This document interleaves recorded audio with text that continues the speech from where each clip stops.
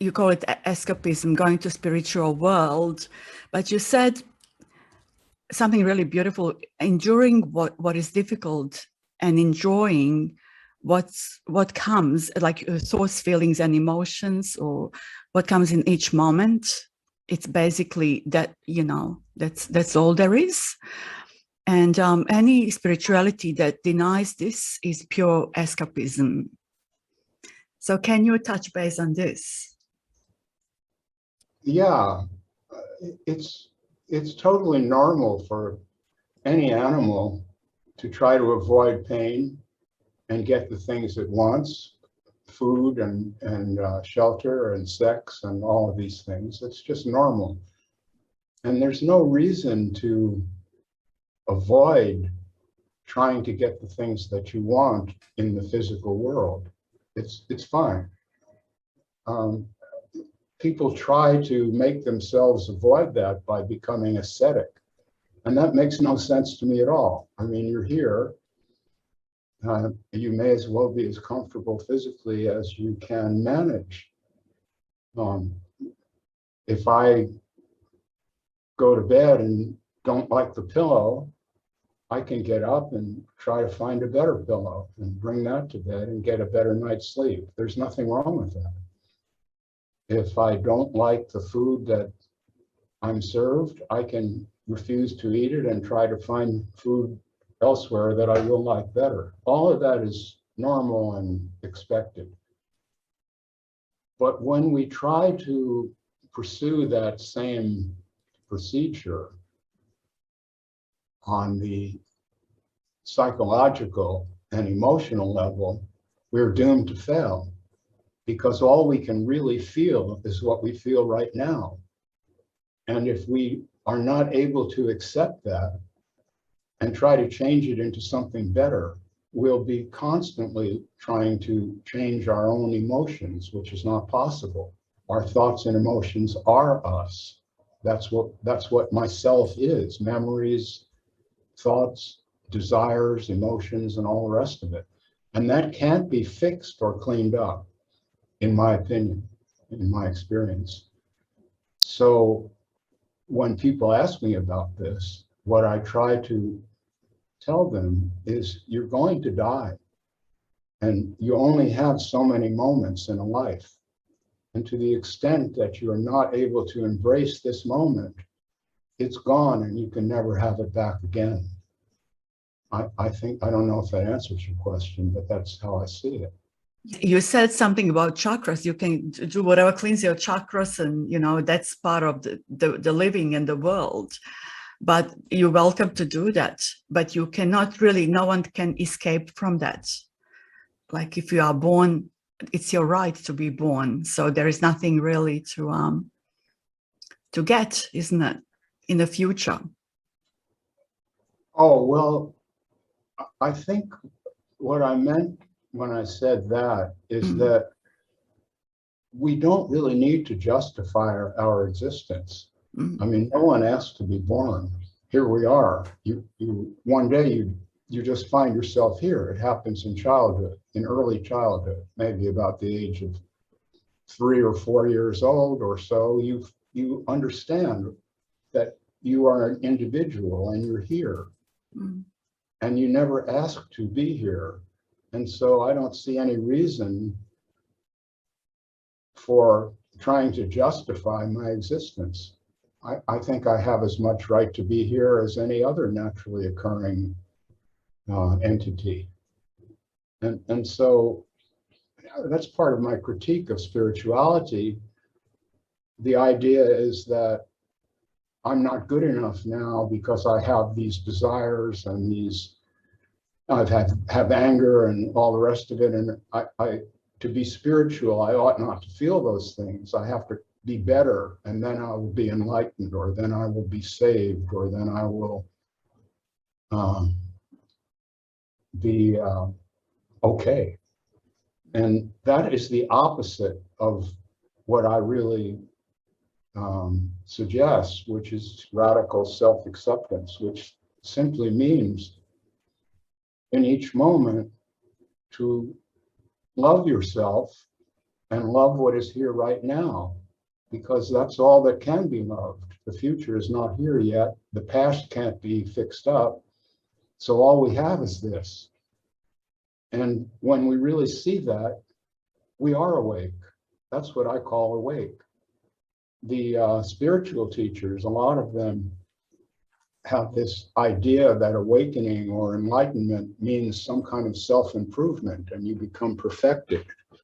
And I don't agree with that. I think that awake is when you understand that this is it. And this is the only now there is. So basically, you can't do anything to improve your feelings or emotions or your thoughts. You cannot modify your thoughts as an entity. They just arise. Well, your thoughts just arise. I wouldn't say that you can't do anything to improve them. What you can do is get involved with people and situations that promote thinking that's more useful. If someone is, say, depressed, they could go to psychotherapy. That's the work that I did for a long time. Someone may spend a year in therapy discussing her feelings or his feelings and end up feeling habitually better. And that's fine. But the point is, let's be here, let's be with our feelings and tune in to what I really think and feel, not what I should feel or hope to feel or the spiritual teacher tells me I must feel. But what do this is what I call finding your own mind. We have to find our own mind, not the mind that someone else suggests to us. But as I was saying, you can get into associations with people who can help to improve your point of view. You mentioned John Troy, he's a dear friend of mine. Spending an afternoon with John Troy will probably help to wake someone up because, as you pointed out, he's very honest and he doesn't try to be anything that he isn't. He doesn't walk around pretending to be some kind of paragon of wisdom. He just speaks from the heart. And I think he and I have influenced one another in that way. About 7 or 8 years ago, I became seriously ill and realized that I could die any day, and that all I had left in this life was to be honest to myself and to others about what I really feel and think. After meeting John, I found myself wanting to do that even more because he appreciated it. And I think John feels the same way about me. After meeting me, he upped his game a little on the honesty level. So associations are very important. Someone could be hearing this conversation between the two of us, Sabine, and you are also an honest person who likes to speak about what you really think and feel. So this conversation may be beneficial to someone in that way. And that's why I engage in it. I've got nothing left to prove. I'm not trying to sell books. I'm not a spiritual teacher. I'm just a guy. As you said, what's here right now is all there is, basically. You might be reading these words and listening to this conversation, and that's what it is. So there's nothing to attain in the future.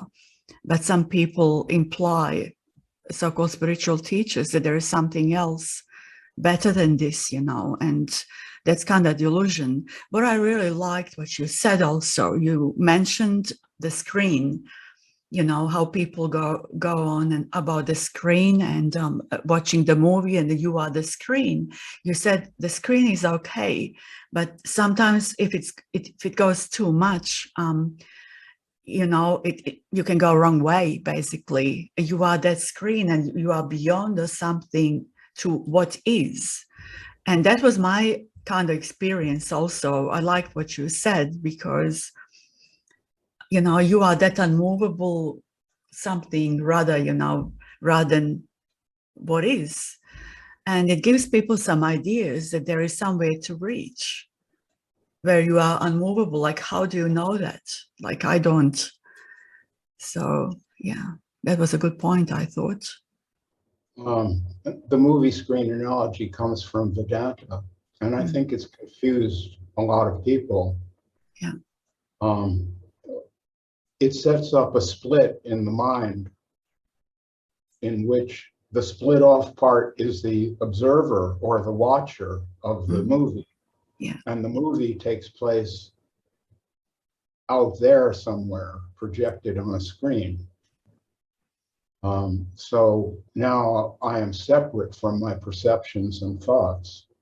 But am I separate from my perceptions and thoughts? Or am I my perceptions and thoughts?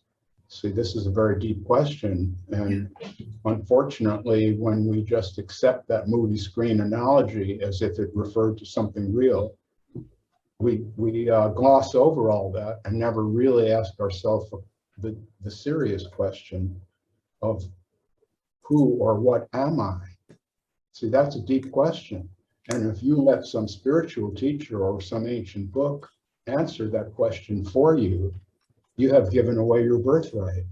After all, you're a human being just like any other who came before you, or just like the famous spiritual teacher. They have no more knowledge than you have about who am I. Who am I is an unanswerable question. It's a question that inheres in each moment. It arises each time we consider it. There'll be a slightly different answer if we have an open mind. If the question is settled, if I say, well, I'm the observer and that's the movie, and life is not real and this is just a dream anyway, and I will live forever because there's no death, death is only an illusion, all of this nonsense, then we never really ask the question deeply. Now, all of us are looking for meaning in life.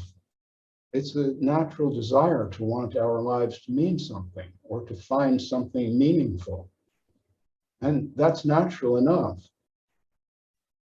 But I don't think that meaning can be given to you from the outside. If you allow others to tell you what your life should mean or what it does mean, then you're not making that investigation for yourself, and you're only living a secondhand life, in my view. And that's why I keep encouraging people to find your own mind. Don't let anyone else instruct you about who you are or what you are. Not Vedanta, not Nisargadatta, none of these people. Just when you wake up in the morning, begin there without all this weight of opinion and instruction. I'm just allowing my own mind to emerge, and I'm listening to the words that are arising in the same way that you are. It's a flow. And begin to understand that that's an undefined flow and that nobody really knows where it came from or where it's headed. You don't think what you're going to eat for like lunch today or, you know, how you're going to digest your food a bit later, or you're going to have a drink or two. You're just fully here, isn't it? It's amazing. Well, this is the object of meditation practice that is enforced on people. It's to be in the moment. And what I'm saying is, why not just forget the meditation practice and cut to the chase? Here you are, right now. You don't need to do the next thing to be here. This is it. It's not going anywhere. It will always be this is it. On the day you die, on your last breath will be this is it. There's no future, really. And when we understand that, then we're free in that sense. Yeah, it's pretty good.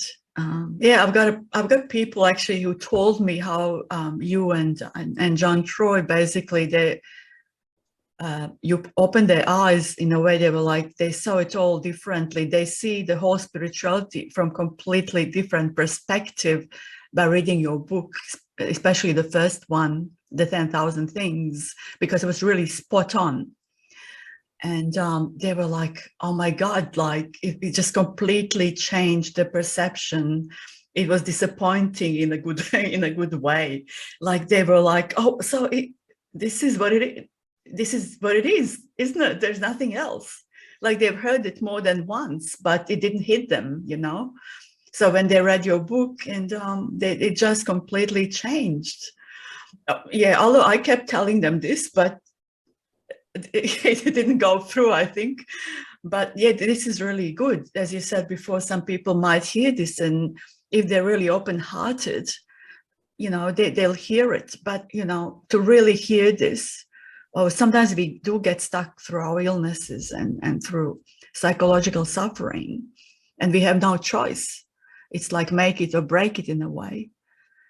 So, yeah, letting go maybe happens by itself. Yeah, well, I don't think anyone ever really awakens without a great deal of suffering. The suffering is the best teacher we've got, because if you suffer deeply enough, you'll realize that you cannot escape from that, and that life has suffering, and that there's not going to be this salvation where one never suffers again. It's not all beautiful. There's boredom, there's pain, there's worry, there's fear, and all of these things that are denied by the transcendental teachers. And the students accept that because, just like some Christian who wants to be in heaven with Jesus, they want to be enlightened, imagining that once I'm enlightened, all of this ordinary suffering will just go away. And that's not the situation. That's a misunderstanding. And it's a misunderstanding that cuts through all the religions. Even Buddhism, which is probably the best of all of the religious philosophical traditions, one of the best.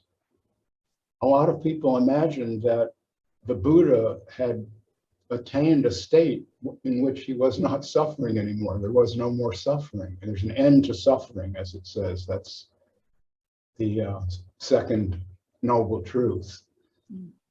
But that's a misunderstanding. Because when he was asked by his sidekick, Subhuti, this is from the Diamond Sutra, the Buddha was asked, "O great one, when you attained unexcelled perfect enlightenment, what did you attain?"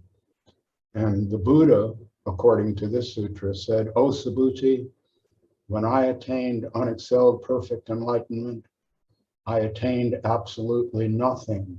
That's why it is called unexcelled perfect enlightenment." So the message there is there's nothing to attain.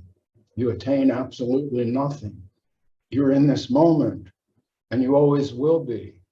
And as soon as that is accepted, then the suffering changes into life itself instead of this horrible disease from which I must escape. As long as we're escaping, we're going to find ways of escapism. It could be religion, it could be sex, it could be overeating, it could be drugs, whatever it is, it doesn't matter. When you're trying to escape, you're not here. And what I'm saying is, it's a very simple message. When you're willing to be here and not elsewhere, then you are fully alive. And I recommend trying to be fully alive and see what it's like. You might like it.